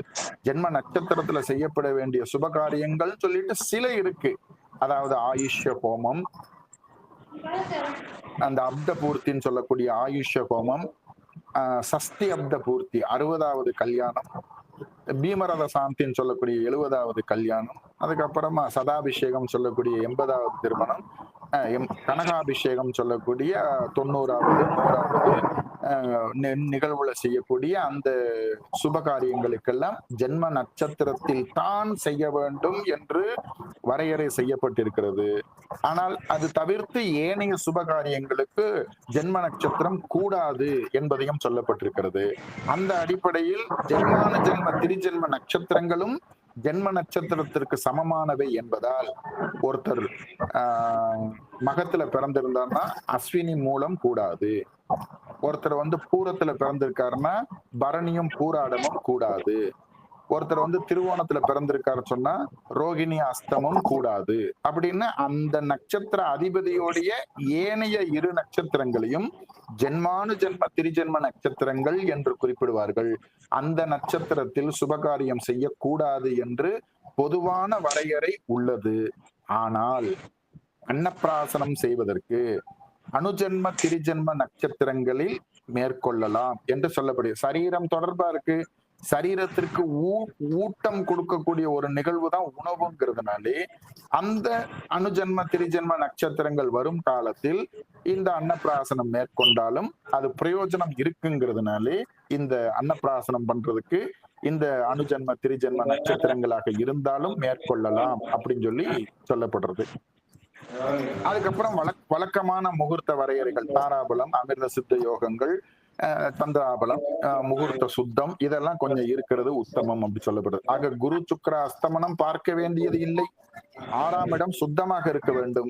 அணுஜென்ம திரிஜென்ம நட்சத்திரங்கள் மேற்கொள்ளலாம் என்பதாக மற்ற முகூர்த்த வரையறைகளில் இருந்து வேறுபட்ட சில வரையறைகள் இந்த அன்னப்பிராசன வைபவத்திற்கு சொல்லப்பட்டிருக்கிறது என்பதை ஜோதிடர்கள் நன்றாக கவனத்தில் கொள்ளுங்கள். இதன்படி நீங்கள் அன்னப்பிராசன முகூர்த்தத்தை தேர்ந்தெடுத்து கொடுத்தீர்கள் என்றால் முழுமையான பலன்கள் அவர்களுக்கு கிடைப்பதற்கான வாய்ப்புகள் இருக்கு அப்படிங்கறது புரிஞ்சுக்கணும். அதுக்கப்புறமா இப்ப எப்ப பண்றதுன்னு பார்த்தோம், இதற்கான ஜோதிட வரையறைகள் என்னன்னு பார்த்தோம். இந்த அன்னப்பிராசன சடங்கு முறையை எப்படி செய்துக்கிறது அப்படிங்கறத நாம பார்க்கலாம். இந்த அன்னப்பிராசனத்தை பொறுத்த மட்டிலும் பெற்றோர்கள் நன்கு தலைக்கு நீராடி புது வஸ்திரம் அணிந்து நித்திய அனுஷ்டானங்கள் பூர்த்தி செய்து பூஜைகள் நிகழ்த்த வேண்டும். எப்படி அந்த உபநிஷ்கிரமத்துக்கு சொன்னமோ அதே மாதிரி இந்த அன்னப்பிராசனத்திற்கும் இந்த வரையறை இருக்கு. பெற்றோர்கள் நல்ல தலைக்கு நீராடி, எந்த சுபகாரியம் நிகழ்ந்தாலும் தலைக்கு நீராடுறது ஒரு நல்ல விஷயம். தலைவலியா குளிக்கணும், அது ரொம்ப முக்கியம். இப்ப எல்லாம் விவாக முகூர்த்தங்கள் குறிக்கும் போதெல்லாம் பாத்தீங்கன்னா இந்த பியூட்டிஷியன்னு சொல்லிட்டு வர்றவங்க தலைக்கு எண்ணெய் தேய்க்க விட மாட்டேங்கிறாங்க, தலைவலியா குளிக்கிறதுக்கு விட மாட்டேங்கிறாங்க. யாருடைய வாழ்க்கையை யார் தீர்மானிக்கிறாங்க பாருங்க. என்ன ஒரு கட்டமைப்பை உருவாவதற்கு நாம் காரணமாகி விட்டோம் என்பதை கவனத்தில் கொள்ளுங்கள். கொஞ்சமா இல்ல, நல்லெண்ணெய் தேய்ச்சி குளிச்சுட்டு சுபகாரியத்துல ஈடுபடணும்னு சொல்லி தர்மசாஸ்திரம் குறிப்பிடுறது. ஆயில் பாத் எடுக்கிறது, தலைவலியா குளிக்கிறது ரொம்ப முக்கியம், ரொம்ப ரொம்ப முக்கியம் எந்த சுபகாரியமா இருந்தாலும். இப்ப எல்லாம் அந்த பியூட்டிஷியன் அந்த ஹேர் அப்படி ஆயிடும், இப்படி ஆயிடும், இதாயிடும், அதாயிடும். அது விவாகம் பார்க்கும்போது இன்னும் நல்லா சொல்றேன். இப்போதைக்கு அந்த மாதிரி எல்லாம் இருக்குங்கிறத சுட்டி காட்டுறேன். ஆகவே நல்ல தலைவலியா குளிச்சுட்டு புது வஸ்திரம் எடுத்துட்டு நெத்தில அவங்கவுங்க சம்பிரதாயப்படி திலகம் இட்டுட்டு பூஜைகள் எல்லாம் பூர்த்தி பண்ணணும் ஃபர்ஸ்ட். அதுக்கப்புறமா வழக்கம் போல முன்னோர்களை பிரார்த்திக்கணும். அதுக்கப்புறமா குழந்தைக்கும் நல்ல நீராட்டி தலைவலியா குளிக்க வச்சு குழந்தைக்கும் புது வஸ்திரம் அணிவிக்கணும். வீட்டில் இருக்கும் ஏனைய பெரியவர்கள் ஆசீர்வதிக்கணும். இஷ்ட தெய்வம், குலதெய்வம் மற்றும் பித்ருக்கள் இவர்களிடம் அனுமதி பெற அனுக்ஞை மேற்கொள்ள வேண்டும். வைதிகரை கூப்பிட்டு அன்னைக்கு அன்னப்பிராசனம் பண்ணும்போது வைதிகர் வரணும். அவரை ஜபங்கள்லாம் பண்ணுவார். அனுக்ஞை அப்படிங்கிறது உத்தரவு, அனுமதி என்பதை குறிக்கும். இஷ்ட தெய்வம், குலதெய்வம், பித்ருக்கள் இவர்களிடத்துல பெர்மிஷன் கேட்கிறாங்க. உங்க சந்ததியில இஷ்ட தெய்வத்துக்கிட்ட உங்களுடைய பக்தருடைய வயிற்றில் பிறந்த இந்த குழந்தைக்கு, குலதெய்வத்தினிடத்துல உங்களுடைய வம்சத்தில் தோன்றிய இந்த பிள்ளைக்கு, பித்ருக்களிடத்துல உங்களுடைய வம்சத்தில் தோன்றிய இந்த பிள்ளைக்கு முதல் உணவை இன்றைய தினம் நாங்கள் வேதோக்தமாக ஊட்ட இருக்கின்றோம், தங்களுடைய அனுமதி வேண்டும் என்று அவர்களிடத்தில் அனுமதி கேட்கும் விதமாக அந்த அனுக்ஞை என்கின்ற ஒரு நிகழ்வு மேற்கொள்ளணும் என்று சொல்லப்படுகிறது. அடுத்து பவித்திரம் அணியணும். கையில தர்பையினால பவித்திரம் அணியணும். நீங்க எல்லா சுபகாரியம் பண்ணாலும் கையில தர்ப போட்டு விடுவார் வைதிகர். பவித்திரம் அப்படின்னா அதுக்கு பேரு. பவித்திரம்னா புனிதம்னு அர்த்தம். நம்ம என்னதான் குளிச்சுட்டு மடி வஸ்திரங்கள்லாம் உடுத்திட்டு ரொம்ப ஆச்சார அனுஷ்டானங்களோடு நாம சபையில அந்த சுபகாரியத்திற்கு அமர்ந்து விட்டாலும் நம்மை அறியாமல் சில நிகழ்வுகள் அதற்கு நம் தகுதியை குறைக்க செய்யும் சூழல் இருப்பதால் அந்த தருணத்தில் அந்த சுபகாரியத்தை மேற்கொள்வதற்கு முழு தகுதியை ஏற்படுத்தும் விதமாக கையில் பவித்திரம் அணிவிக்கப்படுகிறது அப்படிங்கறத புரிஞ்சுக்கணும். பவித்திரம் கையில வேதோக்தமா அச்சுதா, அனந்தா, கோவிந்தான்னு தீர்த்தம் கொடுத்து புரோச்சனம் பண்ணிட்டு சுக்லாமிரதம் கொட்டி அந்த மந்திரங்கள் சொல்லி அந்த பவித்திரத்தை கையில் போடும் பொழுது அங்க சுத்தி ஏற்படுகிறது. ஆத்ம சுத்தி, சரீர சுத்தி, வஸ்திர சுத்தி, திரவிய சுத்தி, இத்தனை சுத்தி ஏற்படுறதா குறிப்பிடுறாங்க. ஆகவே அந்த மாதிரி ஒரு பவித்திரம் அங்க போட்டுட்டு தர்பை பாய் மீது அமர வேண்டும். தர்பப்பாயில தான் ஒவ்வொரு வீட்டுக்கும் இருந்துச்சு அப்படின்னு சொல்லி லாங் எகோவா சொல்லணும். தர்பப்பாய் இல்லாத வீடு இல்லை நம்மளுடைய தர்மசாஸ்திரத்தை பின்பற்றக்கூடிய வீட்டுல. நித்தியபடியா ஒரு விஷ்ணு சகஸ்ரநாமம் சொல்றோம், கந்த சஷ்டி கவசம் சொல்றோம், ஸ்லோகங்கள் பூஜிக்கிறோம்னா தர்பப்பாயில உட்கார்ந்து சொல்லுவாங்க. ஏன்னா ரொம்ப குயிக்கா ஒரு எனர்ஜி கிடைக்கும் நமக்கு அந்த தர்பப்பாயில உட்கார்ந்து அது சொல்லும் பொழுது. அந்த தர்பப்பாயில இப்ப எல்லாம் காலப்போக்குல அதெல்லாம் மருவி இப்ப பூஜை பண்றதே ரொம்ப ரேர் அப்படின்னு சொல்லக்கூடிய ஒரு சூழலுக்கு தள்ளப்பட்டிருக்கு. இதெல்லாம் நடைமுறைப்படுத்த வேண்டியது அவசியம் அப்படிங்கிறதாகவும் புரிஞ்சுக்கோங்க. தர்பப்பாய் மீது அமர்ந்து சங்கல்பம் மேற்கொள்ளணும். அதுக்கப்புறமா பெற்றோர்களுக்கு கங்கணாதாரணம், வைதிகர் அந்த காப்பு கட்டுறது அப்படிங்கறத செய்வார். ஆண்களுக்கு வலது கையிலும் பெண்களுக்கு இடது கையிலும் கங்கணாதாரணம் செய்விக்கப்பட வேண்டும் அப்படின்னு சொல்லப்படுறது. அதுக்கப்புறம் விஸ்வக்ஷேன பூஜை, புண்ணியாக வாஜனம் அப்பவும் நடக்கும். எல்லா இடத்துலயும் சுத்தம். இப்ப முதல் உணவு கொடுக்கிறோம், அந்த உணவை சுத்திகரிக்கணுங்கிறதுனால புண்ணியாக வாஜனம் இதெல்லாம் உண்டு. விஸ்வக்ஷேன பூஜை எல்லாம் உண்டு. விக்னேஸ்வர பூஜை இதெல்லாம் பூர்த்தி பண்ணிட்டு அதுக்கப்புறம் வெள்ளி அல்லது தங்கத்தாலான கிண்ணம், வெள்ளி அல்லது தங்கத்தாலான கிண்ணம். அந்த உலோகங்களுக்கெல்லாம் ஒரு மகத்துவங்கள் இருக்கு அப்படிங்கறதுனால பெரியவங்க அப்படி சொல்லியிருக்காங்க. ஒரு ஸ்பூன் ஒண்ணு வச்சுக்கணும். அந்த ஸ்பூனும் கோல்டா இருந்தா உத்தமம். கோல்டா இப்ப இல்ல, அது அதுக்கு மட்டும்தான் பயன்படுதுன்னா ஒரு சின்னதா ஒரு தங்க காசு வச்சுக்கலாம். காயின் 1 கிராம் 2 கிராம் அப்படின்னு இருக்கக்கூடிய ஒரு தங்க காசு வச்சுக்கலாம். இத வெள்ளி கிண்ணம் அல்லது தங்க கிண்ணம், ஒரு சின்ன காசு அல்லது ஸ்பூன் இதெல்லாம் வச்சுட்டு தயார் செய்து பால் பொங்கல், நல்ல பால் பொங்கல் பண்ணணும், அல்லது சர்க்கரை பொங்கல் பண்ணணும், அல்லது பருப்பு சாதம் நல்ல குழைய வச்சு பண்ணணும். பருப்பு சாதம் இந்த மாதிரி சொல்றது உப்பு காரம்னா ரொம்ப கம்மியா இருக்கிற மாதிரி. ஏன்னா முதல் முறையா அந்த குழந்தை கொடுக்க போறோங்கிறதுனாலே ரொம்ப சாதுவா இருக்கணும். உப்பு காரம்னா போட்டு தீட்டிடக்கூடாது. அது மாதிரி இருந்துட்டு அதுல கொஞ்சமா தயிர், தேன், நெய், தயிர், தேன், நெய் நல்லா கவனிக்கணும். நம்ம நாமகரணம் செய்யும் போதும் இந்த தயிர், தேன், நெய் கலந்து கொடுத்துட்டு தாய்ப்பால் கொடுக்கணுங்கிறத அந்த நாமகரணம் சொல்லும் போதும் சொன்னோம், ஜாதகர்மா சொல்லும் போதும் சொன்னோம். இந்த தயிர், தேன், நெய்ங்கிறது சரீர சுத்திக்காக செய்யப்படுகிறது அப்படிங்கிறத புரிஞ்சுக்கணும். அந்த உணவினுடைய சுத்திக்காக தயிர், தேன், நெய் கொஞ்சமா அதுல சேர்த்து அதையும் சேர்த்து நல்லா மசிச்சு அந்த சாதத்தை தயார் பண்ணி வச்சுட்டு அதுக்கப்புறமா முதலில் கொடுக்கப்படும் உணவு என்பதால் அது தெய்வ அனுகிரகமாக, தெய்வ பிரசாதமாக இருக்க வேண்டும் என்பதற்காக குழந்தைக்காக தயார் செய்த உணவை புண்ணியாக வாஜன தீர்த்தம் தெளித்து வீட்டில் இருக்கும் தெய்வத்திற்கு நெய்வேத்தியம் செய்து, அது சுவாமியுடைய பிரசாதமா இருக்கணுங்கிறதுக்காக வீட்டு தெய்வத்திற்கு எப்படி வீட்டுல பூஜை அறை இருக்கும் இல்லையா, அங்க போய் பூஜை பண்ணி அத பிரசாதத்தை சமர்ப்பிச்சு பிரசாதமாக்கி வேத மந்திரங்கள் ஒலிக்க லக்ன சுத்தமான நேரத்தில் முதல் உணவை தாய் அல்லது தந்தை அந்த வெள்ளி தங்க பாத்திரத்துல இருக்கக்கூடிய அந்த உணவை ஸ்பூன் வச்சோ அல்லது தங்க நாணயம் வைத்தோ கொஞ்சமா எடுத்து வேத மந்திரங்கள் வைதிகர் சொல்ல சொல்ல ஒரு அந்த குழந்தைக்கு கொடுக்க வேண்டும் என்பதாக சொல்லப்படுகிறது.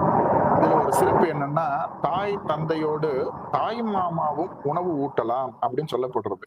மாமாவுக்கு அந்த உரிமை அந்த இடத்துல கொடுக்கப்பட்டிருக்கு. ஆகவே தாய் மாமாவும் உணவு ஊட்டலாம் அப்படின்னு சொல்லப்பட்டிருக்கு. இதுல ஒரு முக்கியத்துவம் வாய்ந்த விஷயம் என்னன்னா, யாரு உணவு ஊட்டுறாங்களோ அவங்களுடைய கையில் தங்கத்தை தான் பிடிச்சு ஊத்துறாங்கனாலும் ஒரு தங்க அணிகலன் இருக்கிறது உத்தமம். ஒரு மோதிரமோ போட்டிருக்கிறது உத்தமம். யார் ஊட்டுறாங்களோ அவங்க அந்த தங்க மோதிரம் அணிந்திருக்க வேண்டியது அவசியம் அப்படிங்கிறது. இந்த தங்கம் அப்படிங்கிற ஒரு உலகம் ஏதோ பெரியவங்க ஒரு ஆடம்பரத்திற்காக பயன்படுத்துறாங்கிறத ஒரு தவறா புரிஞ்சுக்காதீங்க. எல்லா வைதீக கர்மத்திற்கும் தங்கத்திற்கும் தொடர்பு இருக்கிறது. தங்கம் உடம்புல ஒட்டிட்டு இருக்கிறது ரொம்ப அவசியம், அத்தியாவசியம் அப்படின்னு சொல்லப்படுறது தர்மசாஸ்திரம். அது பல நிலைகள்ல நல்ல ஒரு உயிரோட்டமான ஒரு தன்மையை அந்த உலோகம் சரீரத்திற்கு கொடுக்கிறது என்பதாக சொல்லப்படுகிறது. குறிப்பாக ஒரு கோவிலுக்கு போறீங்க, ஒரு புண்ணிய நதியில நீராடுறீங்க அல்லது தியானம் யோகம் பண்றீங்க, அப்பெல்லாம் கொஞ்சமா ஒரு மோதிர அளவுக்காவது உடம்புல தங்கம் ஒட்டிட்டு இருந்தது அப்படின்னா அதோட கிடைக்கக்கூடிய ஒரு ஃபீல் ரொம்ப சிறப்பு அப்படின்னு சொல்லப்படுறது. ஆகவே அவசியமா தங்க நகைகள் அணியணும் அப்படின்னு தர்மசாஸ்திரம் சொல்லப்படுறது. அது நகைக்கடை மாதிரி அணிஞ்சுக்க கூடாது, அதுவும் யோசிக்கணும். ஒரு பாக்குறதுக்கு இப்படி இருக்கணும், சாஸ்திரோக்தமா இருக்கிறதுக்கான ஒரு நிகழ்வா இருக்கு அப்படிங்கறத புரிஞ்சுக்கணும். மோதிரம் அணிஞ்சிருக்கணும் சொல்றது யாரு ஊட்டி விடுறாங்களோ அந்த குழந்தைக்கு அவங்க கையிலும் தங்கம், அவங்க உடம்புலயும் தங்கம் இருக்கணும், தங்க பாத்திரம் இருக்கணும், தங்கத்தினாலதான் அந்த உணவை எடுத்து அந்த குழந்தைக்கு கொடுக்கணும்னு சொல்லப்பட்டிருக்கும். இதெல்லாம் நியமனங்களா சொல்லப்பட்டிருக்குங்கிறத புரிஞ்சுக்கோங்க. அன்னப்பிராசனம் செய்வதில் கிடைக்கும் நன்மைகள் என்ன, இந்த அளவுக்கு தான் சொல்லணும். சொல்லிட்டு அப்புறம் ஆசீர்வாதம் பண்ணி பூர்த்தி பண்ணிட்டு ஆரத்தி எடுத்து வீட்டு வாசல்ல சேர்க்கணும் அப்படிங்கிறது இந்த அன்னப்பிராசன முகூர்த்தம் செய்யக்கூடிய வழிமுறைகளா சொல்லப்பட்டிருக்கு. இந்த அன்னப்பிராசனம் செய்யறதுனால கிடைக்கக்கூடிய நன்மைகள் யாது அப்படின்னு பார்த்தோம் அப்படின்னா, குழந்தைக்கு தனது வாழ்நாள் முழுவதும் உணவு பஞ்சம் வராதாம். இது என்ன ஒரு இயல்பா இருக்கே அப்படின்னு சொல்லி நீங்க யோசிக்கலாம். அந்த காலத்துல அப்படி எல்லாம் இருந்திருக்காங்க. உணவு பஞ்சம்ங்கிறது அந்த குழந்தைக்கு எப்பவுமே கிடைக்காதாம். அதாவது உணவு பஞ்சமே வராது அப்படின்னு சொல்றாங்க. இன்னொரு ஒரு முக்கியத்துவம் வாய்ந்த விஷயம், உணவு ஒவ்வாமை ஆறதுக்கான வாய்ப்பு. ஆயுள் காலம் முழுவதிலுமே அந்த நல்ல லக்ன சுத்தமான நேரம் பார்த்து அந்த உணவு கொடுத்துட்டோம்னா உணவு ஒவ்வாமை வருவதற்கான சூழல் இல்லை என்பதாக குறிப்பிடுகிறார்கள். இது கூட அதாவது நம்ம இது பண்ணிக்கலாம். இது இல்லாம பிறருக்கு உணவு கிடைக்க செய்யும் சூழல் அந்த குழந்தைக்கு அமையும். இந்த மாதிரி முகூர்த்தம் பண்ண எவ்வளவு பெரிய வேல்யூபிள் பாயிண்ட் பாருங்க. அப்படி ஒரு அன்னப்பிராசனம் அந்த குழந்தைக்கு நடந்தா அந்த குழந்தை நிறைய பேருக்கு உணவு கொடுக்கிற மாதிரி தன்னுடைய சூழலை அமைச்சுக்குமா. அன்னதானங்கள் மிகுதிப்படியாக செய்யும் சூழல் அந்த குழந்தைக்கு ஏற்படும் அப்படின்னு சொல்றது எவ்வளவு பெரிய விஷயம் பாருங்க. அந்த மாதிரி ஒரு சூழல் அன்னதானங்கள் மிகுதிப்படியாக செய்து நிறைய பேருடைய பசியை போக்கும் வல்லமை அந்த குழந்தைக்கு கிடைக்கும் அப்படின்னு சொல்லி சொல்லப்படுறது. அப்புறம் உணவினால் உடலுக்கு நோய் ஏற்படும் சூழல் இல்லை. உணவு தான் கிட்டத்தட்ட நோய்க்கு பெரிய காரணமா இருக்கு. எந்த நோய் ஏற்பட்டாலும் உணவுக்கும் நோய்க்கும் சம்பந்தம் இருக்கு அப்படிங்கிறது, உணவுக்கும் குணத்துக்கும் சம்பந்தம் இருக்கு. ஆக இந்த உணவுனால் ஏற்படக்கூடிய நோய் தவிர்க்கப்படும் அப்படின்னு சொல்லப்படுறது. நல்ல சாத்வீகமான உணவுகளை அளவாக எடுத்துக்கொண்டு நல்ல குணவானாக அந்த குழந்தை வருவதற்கு வாய்ப்பு இந்த அன்னப்பிராசன முகூர்த்தம் மேற்கொள்ளக்கூடிய குழந்தைக்கு அமையும். நல்லா புரிஞ்சுக்கணும். சாத்வீகமான உணவை எடுத்துக்கொண்டு நல்ல குணவானாக இந்த குழந்தை வருவதற்கான ஒரு வாய்ப்பு இந்த அன்னப்பிராசனம் என்கின்ற முகூர்த்தம் நிகழ்த்தும் குழந்தைகளுக்கு அமையும் என்பதாக சொல்லப்படுகிறது என்பதை புரிந்து கொள்ளுங்கள். இப்படித்தான் இந்த அன்னப்பிராசனம் அப்படிங்கிற ஒரு சம்ஸ்காரத்தை மேற்கொள்ளணும் அப்படிங்கிறத புரிஞ்சுக்கணும். அப்புறம் பொதுவா நான் சில கருத்து சொல்றேன். இது குழந்தைக்கு அப்படின்னு புரிஞ்சுக்க வேண்டாம். அதாவது உணவு உண்பது தொடர்பாக தர்மசாஸ்திரம் என்னென்ன வழிமுறைகள் சொல்கிறது, இது ரொம்ப அவசியம், நமக்கும் யூஸ் ஆகும். குழந்தைக்கு கொடுக்கறத நான் சொல்லி பூர்த்தி பண்ணிட்டேன். ஜென்ரலி அந்த உணவு உண்பது தொடர்பாக தர்மசாஸ்திரம் என்ன குறிப்பிடுகிறது அப்படிங்கறத சில விஷயங்கள் குறிப்பிடுறேன், அதையும் கொஞ்சம் கவனிச்சுக்கணும் அப்படின்னு சொல்லி உங்களை கேட்டுக்கிறேன். பொதுவா பெரியவங்களாகட்டும் சின்னவங்களாகட்டும் வடக்கு நோக்கி அமர்ந்து உண்ணக்கூடாது அப்படின்னு சொல்றது. வடக்கு நோக்கி உட்கார்ந்து சாப்பிடக்கூடாது அப்படின்னு சொல்லப்படுறது. உணவை நிந்திக்காமல் சாப்பிட வேண்டும். உணவு அவ்வளவு அதுக்கான ஒரு ரெஸ்பெக்ட் கொடுக்கணும். உணவுக்கு ரொம்பவே முக்கியம். அதை நிந்திக்க கூடாது. அது சாதாரணமா கிடைக்கிற மாதிரி ஒரு உணர்வோட அந்த உணவை எடுத்துக்க கூடாது. எவ்வளவு பெரிய விஷயம். இந்த உணவு என் உடம்புக்கு சக்தியை கொடுக்கிறது, இந்த உணவு என் உடம்பிற்கு சக்தியை கொடுக்கிறது, நல்ல விதமான ஒரு நிறைவை இந்த உணவு எனக்கு கொடுக்கட்டும் அப்படின்னு ஒரு பிரார்த்திச்சுட்டு அந்த உணவை எடுத்துக்கும் போது அது மருந்தா உடம்புக்கு போய் சேருதுன்னு சொல்லுது. கவலைப்பட்டுட்டு இருக்கும் போது உணவு எடுத்துக்கூடாது. ஒரு கவலை தொய்ந்த நிலையில இருக்கும்போது உணவு எடுத்துட்டோம்னா அதனால பிரயோஜனம் இல்லை அப்படின்னு சொல்றது.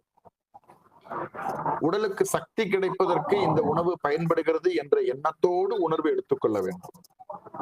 ஒரு நல்ல சத்துள்ள உணவுகளை நாம் சாப்பிடுறோம் அப்படின்னா இதனால இந்த உடம்புக்கு இந்த பயன் வருது, இந்த உணவுனால இந்த குழந்தைக்கு இந்த உடம்பிற்கு இன்ன பயன் வருது. ஒவ்வொன்னும் சொல்றாங்க இல்லையா, கீரை சாப்பிட்டா இப்படி, காய்கறிகள் சாப்பிட்டா இப்படி அப்படின்னு ஒவ்வொன்றுக்கும் அந்த பலன் சொல்றாங்க இல்லையா. அந்த மாதிரி இந்த உணவை எடுத்துக்கொள்வதால் என் உடம்பிற்கு இந்த சக்தி கிடைக்கிறது அப்படின்னு நம்ம அறிவுக்கு கொண்டு வந்து சாப்பிடணுமா. அப்பனா தான் அது முழுசா உயிரோட்டமா இருக்கும்.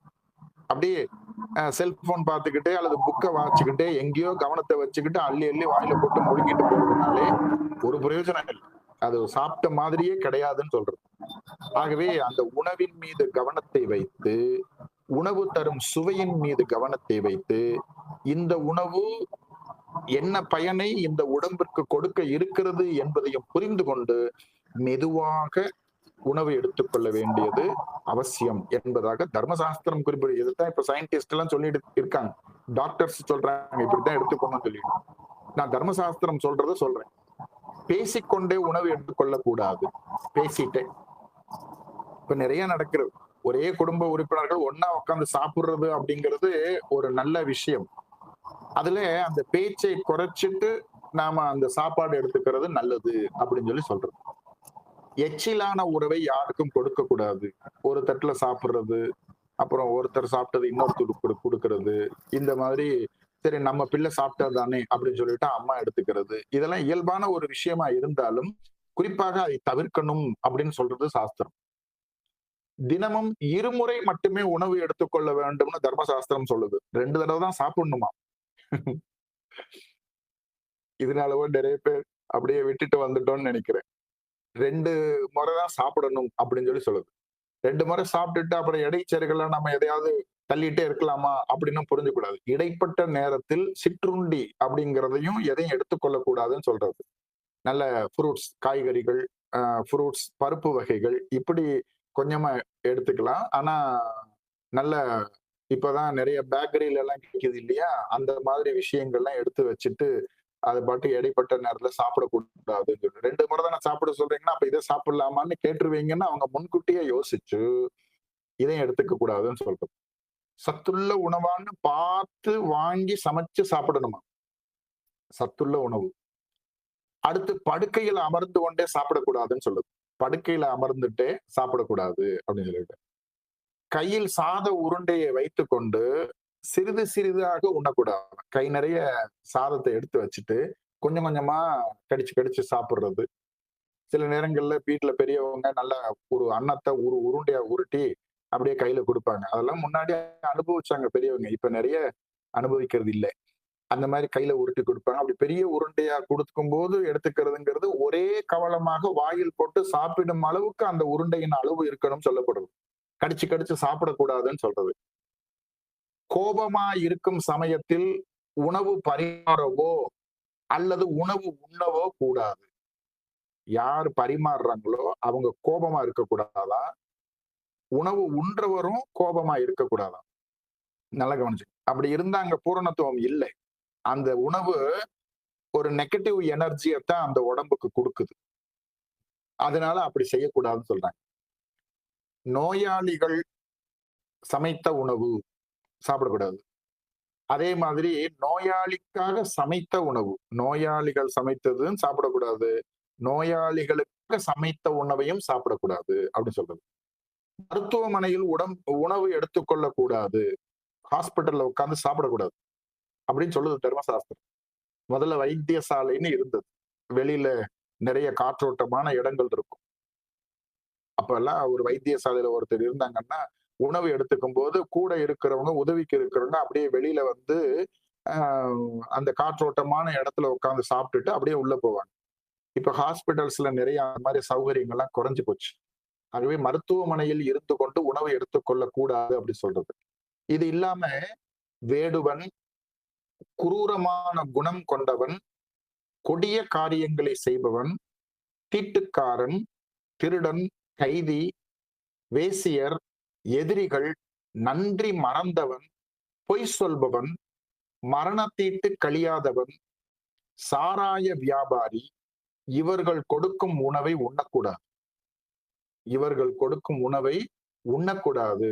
சாராய வியாபாரி, திருடன், கைதி, தீட்டுக்காரன், எதிரிகள், நன்றி மறந்தவன், பொய் சொல்பவன். நல்லா கவனிக்கணும். பொய் சொல்பவன். இவங்க கொடுக்கிற சாப்பாடும் விஷம்னு சொல்லுது. இவங்க கையினால சாப்பிடக்கூடாது அப்படின்னு சொல்றது. அதுக்கப்புறமா அருவருப்பு எடுத்துட்டே சாப்பிடக்கூடாது. அருவருப்புடன் உணவு எடுத்துக்கொள்ளக் கூடாது. உணவு எடுத்துக்கொள்ளக்கூடிய இடத்திற்கும், அந்த உணவிற்கும், எடுத்துக் கொள்பவருக்கும், பரிமாறுபவருக்கும் ஒரு ரிலேஷன்ஷிப் இருக்கு. நல்லா கவனிச்சுக்கணும். ஒரு இயல்பா உணவு சமைக்கும் பொழுதே ஒரு ஸ்லோகங்கள் சொல்லிட்டு, நாம ஜெபம், ராம நாமம் சொல்லிட்டு, பஞ்சாட்சரம் சொல்லிட்டு, சமைக்கக்கூடிய பெரியவங்க நம்ம பெரியவங்க. அந்த பஞ்சாட்சரமோ, அந்த நாம ஜெபமோ அது சொல்லிட்டே அந்த சமையல் பண்ணும்போது, அது தேவ பிரசாதமாகவே அந்த உணவு மாறுது. அத அப்படியே எடுத்துக்கும்போது, அது உணவு நல்ல ஒரு பிரசாதமாவே எடுத்துக்கக்கூடிய ஒரு வாய்ப்பு கிடைக்குது. அப்படியெல்லாம் இல்லாம இப்ப ஏதோ வித்தியாசமான ஒரு மனநிலையில எல்லாம் நெறைய நடக்கிறது. இதெல்லாம் மாற்றப்படணும். உண்மையா சொல்லி இதெல்லாம் செய்யணும். அருவருப்பு பட்டுட்டே சாப்பிடக்கூடாது அப்படின்னு சொல்லி சொல்றோம். இதெல்லாம் விட ஒரு மோஸ்ட் முக்கியமான பாயிண்ட். இறைவனுக்கு சமர்ப்பிக்காத அன்னம் எடுத்துக்கவே கூடாதுன்னு சொல்றோம். அதுக்கு என்ன அர்த்தம்? இப்ப ஹோட்டல்ஸ் எல்லாம் போய் சாப்பிடுறோம். அங்கெல்லாம் அப்படி இருக்கான்னு கேட்டா, உங்க இலையில பரிமாறின உடனே நீங்க இறைவனை பிரார்த்திச்சுக்கோங்க. இந்த பிரசாதம் இறைவனின் பிரசாதம் ஆகட்டும். இது எனக்கு, என் உடம்பிற்கும், எனது சிந்தனைக்கும் நல்ல விதமாகவே இந்த உணவு பயன்படட்டும் அப்படின்னு மனசார பிரார்த்திச்சுட்டு அப்படியே சாப்பிட்டோம் அப்படின்னா, அது வந்து பிரசாதமா மாறுறது அப்படின்னு. பொதுவா வீட்டிலேயே சாப்பிடுறது, வீட்டு உணவுகளையே எடுத்துக்கிற மாதிரி ஒரு நல்ல பழக்கம் எதுவும் இல்லை. தற்போதைய வாழ்வியல் சூழல் அப்படி இருக்கிறது கொஞ்சம் கஷ்டமா தான் இருக்கு. வீட்டு இருந்தாலும் வீட்டு சமையல் நடக்கிறதே இப்ப குறைவா இருக்கு. இப்பதான் நிறைய உணவகங்கள், நடமாடும் உணவகங்கள்லாம் நிறைய வந்துச்சு. ஒரு ஃபோன் பண்ணா 10 நிமிஷத்துல கதவை தட்டி குடுத்துட்டு போயிடுறாங்க. அதெல்லாம் பாத்தீங்கன்னா, இந்த மாரி ஒரு அருட்பிரசாதமாக இருப்பதற்கான வாய்ப்பே கிடையாது. அதெல்லாம் நல்லா கவனிச்சு, இதுல இருக்கக்கூடிய ஒரு மைனஸ் எல்லாம் யோசிச்சு, நல்ல ஆரோக்கியமான உணவுகளை ஆத்மார்த்தமாக என்ன முடியுமோ, அத சிம்பிளா நாமளே சமைச்சு, நாமளே சாப்பிட்டுக்கணும். நாமளேங்கிறது ஒரு குடும்ப உறுப்பினர்களே. அப்படி எடுத்துக்கிறது என்பது ஒரு சிறப்பு வாய்ந்த ஒரு நிகழ்வாக இருக்கும் என்பதை புரிந்து கொள்ளுங்கள். ஆகவே இறைவனுக்கு சமர்ப்பித்த உணவை சாப்பிடுவது என்பது பிரசாதம், நல்லது அப்படிங்கிறத புரிஞ்சுக்கணும். ஆக இதெல்லாம் உணவு சாப்பிடுறதுக்கான வரையறைகளா தர்மசாஸ்திரம் குறிப்பிட்டதை நான் தெரிவித்திருக்கிறேன். புரிந்து கொண்டிருப்பீர்கள் என நம்புகிறேன். அடுத்து ஒரு விஷயத்த சொல்லி நான் இன்றைய நிகழ்ச்சியை பூர்த்தி பண்றேன். தற்போதைய வாழ்வியலும் அன்னப்பிராசனமும் அப்படிங்கிற ஒரு நிகழ்வை நான் சொல்றேன். இப்போ இந்த அன்னப்பிராசனத்தை எப்படி செய்துட்டு இருக்காங்கங்கிறது. தற்போதைய வாழ்வியல அன்னப்பிராசனம் மேற்கொள்ளப்படுகிறது. சில பகுதிகளில் இது என்னவென்று தெரியாமல் மேற்கொள்ளும் சூழலும் உள்ளது. ஏன்னா சாப்பிடணுங்கிறது ரொம்ப அவசியம் அப்படிங்கிறதுனாலே, இப்ப ஜாத கர்மா செய்யலைன்னாலும் பரவாயில்ல. அதுக்கு முன்னாடி சீமந்தம், அதுக்கு முன்னாடி பும்சவனம், கர்ப்பாதானம் இதெல்லாம் நீங்க நாள் நட்சத்திரம், திரியோக கரணாதிகள், அந்த வரையறைகள் எப்படி செய்யணுங்கிறது ஒரு நியமனம். இதெல்லாம் நீங்க செஞ்சாலும் செய்யலைன்னாலும் அது இயல்பான ஒரு நிலைப்பாடா இருக்கும். ஆனா சாப்பாடுங்கிறது ரொம்ப முக்கியம் அப்படிங்கிறதுனாலே, எப்படியோ அதை மட்டும் நாம செஞ்சிடறோம். நிறைய பேர் என்ன பண்றீங்க, ஏதோ கோவில்களுக்கு போயிட்டு முதல் உணவு குடுத்துட்டு வந்துடலாம் அப்படிங்கிற ஒரு திட்டமிடலாம் நிறைய குடும்பங்கள்ல இப்பவும் இருக்கு. அதையும் சொல்லணும். சில பேர் அது என்னன்னே தெரியாம வீட்ல அவங்க பாட்டுக்கு ஒரு சாப்பாடு எடுத்து குடுத்துடுறாங்க. அதுவும் இருக்கு. அந்த மாரியும் சொல்லணும். ஆகவே இது முறையாக அறிந்து கொண்டு வேதியர்கள் உதவியுடன் அன்னப்பிராசன சம்ஸ்காரத்தை செய்ய வேண்டியது அவசியம் அப்படிங்கிறது சொல்லப்படுது. சிலர் திருக்கோவில்களுக்கு சென்று இந்த சம்ஸ்காரத்தை மேற்கொள்கிறார்கள். குறிப்பாக கேரள மாநிலம் குருவாயூர் கோவிலில் சென்று மேற்கொள்பவர்களும் இருக்கின்றனர். குலதெய்வ கோவில்களுக்கு சென்று இந்த சம்ஸ்காரத்தை மேற்கொள்பவர்களும் இருக்கிறார்கள். இதுல எல்லாம் ஒண்ணும் தவறு இல்லை. ஒரு விஷயத்தை புரிஞ்சுக்கணும். நம்ம கோவில்ல போய் இயல்பாவே அங்க சுவாமி இருக்கிறது ரொம்ப சாநித்தியமான கோவில குருவாயூர்ல எடுத்துக்கிட்டீங்கன்னா, அதுக்கு ஏற்றம் சொல்லிட்டே இருக்கணும். அந்த கோவில் மகத்துவங்கள்லாம் அந்த மாதிரி ஒரு புனிதத்துவம் வாய்ந்த ஒரு இடத்துல போயிட்டு சுவாமிக்கு அம்சம் பண்ணிட்டு அந்த பிரசாதத்தை குழந்தைக்கு கொடுக்கறது நல்ல விஷயம் தான். அதெல்லாம் மறுக்கிறதுக்குல செய்யலாம் அப்படிங்கிறத புரிஞ்சுக்கோங்க. அதையெல்லாம் விட ஒரு மடங்கு சிறப்பு அப்படிங்கிறது என்னன்னு கேட்டா, அவரவர் இல்லத்தில் செய்யப்படுகின்ற சுபகாரியம் அப்படிங்கிறத புரிஞ்சுக்கணும். சஷ்டியப்த பூர்த்தியா திருக்கடையூருக்கு போங்க அப்படின்னு சொல்லிடுறாங்க. கல்யாணம் ஆகலையா இங்க போங்க, அதாவது திருமணஞ்சேரிக்கு போங்க அப்படின்னு சொல்லிடுறாங்க. அன்னப்பிராசனமா குருவாயூருக்கு போங்க. இதெல்லாம் அதுக்குன்னு ஒரு கோவில்கள் மகத்துவங்கள் இதெல்லாம் நிறைய இருந்த போதிலும் எந்த சுபகாரியமாக இருந்தாலும் அவரவர் இல்லத்தில் செய்வதை போன்று ஒரு உத்தமமான நிகழ்வு என்பது இல்லை அப்படிங்கிறத தெளிவா புரிஞ்சுக்கணும்.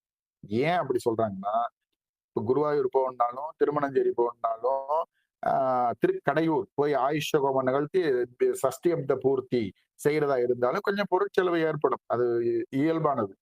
அவ்வளவு தூரத்திற்கு மேற்கொண்டு அங்க போய் செய்யறதோடு, நாம் வீட்ல வைதிகரை கூப்பிட்டு சங்கல்பம் பண்ணி யஜ்ஞாதிகள் செஞ்சு அந்த வரையறைகளின்படி அந்த சுபகாரியத்தை செய்யும் பொழுது வீட்ல ஒரு நல்ல வைப்ரேஷன் கிரியேட் ஆகும்.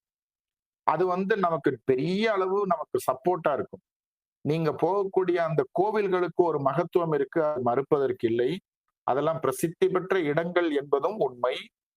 அதையெல்லாம் விட பல மடங்கு நமக்கு சிறப்பை நிறைவை தரக்கூடிய ஒரு விஷயம்னு கேட்டா வீட்ல பண்றதுதான் உத்தமம் அப்படிங்கறத புரிஞ்சுக்கணும். வீட்ல தான் பண்ணணும். வீட்ல பண்ணும்போதுதான் அது முழு நிறைவை கொடுக்கும் விதமாக இருக்கும். அதுவும் கிரமப்படி சாஸ்திரம் என்ன சொல்லுதோ அதன்படி செய்ய வேண்டியது அவசியம். அதுக்கு கால தூரம்லாம் குறைவா இருக்குங்கிறதுனால நம்ம கோயிலுக்கு ஓடுறோம். அதுக்கப்புறம் கோயிலுக்கு போறதுதான் அப்படிங்கிற மாதிரி புரிஞ்சிருச்சு. அதனால வீட்ல இது நடக்கிறது குறைஞ்சு போச்சு.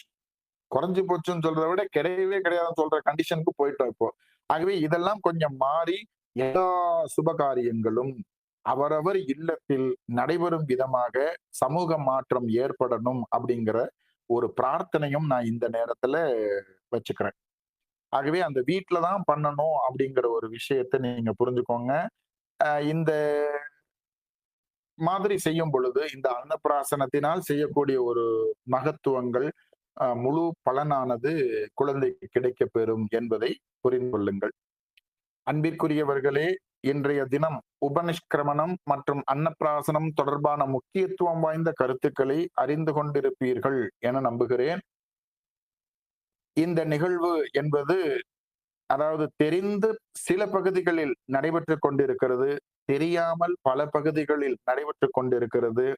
இது தொடர்பான ஒரு ஒழுங்கமைப்பு, அதாவது எப்படி மேற்கொள்ள வேண்டும் என்கின்ற ஒரு புரிதல் இதனை கேட்டுக்கொண்டிருக்கும் சான்றோர் பெருமக்களுக்கு நிச்சயம் கிடைத்திருக்கும் என நம்புகிறேன். ஆகவே நாம் இதனை வாழ்வில் பின்பற்றுவதோடு மாத்திரமல்லாமல் நாம் அறிந்து நம்மிடத்தில் வந்து ஆலோசனைகள் கேட்கும் பலருக்கும் இந்த தகவல்களை எடுத்துச் கூறி நமது மிக உயர்ந்த தர்மசாஸ்திரம் எப்படி ஒரு மனித சமூகத்தை உயர்ந்த நிலைக்கு அழைத்துச் செல்கிறது என்கின்ற புரிதலையும் அந்த சமூக மக்களுக்கு ஏற்படுத்தி தாங்கள் பரிபூர்ணமான இந்த சமூக முன்னேற்றத்திற்காக ஒரு சேவைகளை புரிய வேண்டும் என்று இந்த நேரத்தில் தங்களை கேட்டுக்கொள்கின்றேன். நாம் அடுத்த நிகழ்வின் வாயிலாக சௌளகரணம் என்று சொல்லக்கூடிய முடி இறக்குதல் தொடர்பான கருத்துக்களை அறிந்து கொள்ள இருக்கின்றோம். பல்வேறு பணிச்சிரமங்களுக்கு மத்தியில் இன்றைய தினம் வருகை புரிந்து இந்த விஷயங்களை கேட்டறிந்த அனைத்து சான்றோர் பெருமக்களுக்கும் வாழ்த்துக்களையும் நன்றிகளையும் தெரிவித்துக் கொண்டு அமைகின்றேன். மீண்டும் அடுத்த நிகழ்ச்சியில் சந்திக்கின்றேன். அனைவருக்கும் வாழ்த்துக்கள். நன்றி.